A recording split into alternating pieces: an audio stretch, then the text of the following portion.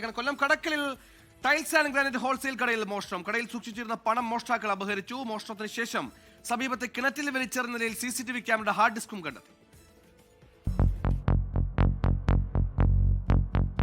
രണ്ടുപേരടങ്ങുന്ന മോഷണ സംഘമാണ് കടയിൽ കയറിയത്.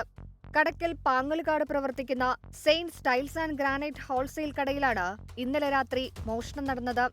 കടയുടെ സൈഡിലൂടെ രണ്ടാമത്തെ നിലയിലും അവിടെ നിന്ന് ഒന്നാം നിലയിലും എത്തിയ മോഷ്ടാക്കൾ ഷട്ടർ പൊളിച്ചാണ് കടയ്ക്കുള്ളിൽ കയറിയത്. കടയിലെ മേശകൾ കുത്തിപ്പൊളിച്ച് 22,000-ഓളം രൂപ കവർന്നു. മോഷണത്തിന് ശേഷം CCTV ക്യാമറയുടെ ഹാർഡ് ഡിസ്ക് കൈക്കലാക്കി സമീപത്തെ കിണറ്റിലെറിഞ്ഞു. അകത്ത് കയറാൻ ഉപയോഗിച്ച കൊടുവാളും അവിടെ തന്നെ ഉപേക്ഷിച്ചു. ക്യാഷ് വയ്ക്കുന്ന മേശ കുത്തി പൊളിച്ചിട്ട് സ്ക്രൂഡ്രൈവറോ കമ്പി വെച്ച് പൊളിച്ചു. അതിനടുത്ത മേശകളെല്ലാം കുത്തി പൊളിച്ചിട്ട് അതിനകത്ത് പൈസ ഉണ്ടായിരുന്നു. 22,000-ഓളം രൂപ ഉണ്ടായിരുന്നു.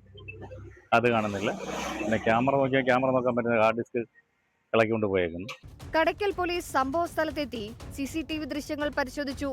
തൊട്ടടുത്ത കടയിൽ നിന്നെടുത്ത കൊടുവാൾ ഉപയോഗിച്ചാണ് ഇരുവരും കടയ്ക്കുള്ളിലേക്ക് കയറിയത്. പോലീസിന്റെ നിർദ്ദേശത്തെ തുടർന്ന് കിണറിൽ പരിശോധന നടത്തിയപ്പോഴാണ് CCTV ക്യാമറയുടെ ഹാർഡ് ഡിസ്കും കൊടുവാളും കണ്ടെത്തിയത്. സമീപ പ്രദേശത്തെ കടകളിൽ നിന്നുള്ള CCTV ദൃശ്യം കൂടി പരിശോധിച്ച് മോഷ്ടാക്കളെ പിടികൂടാനുള്ള ശ്രമത്തിലാണ് പോലീസ്. 24 കൊല്ലം.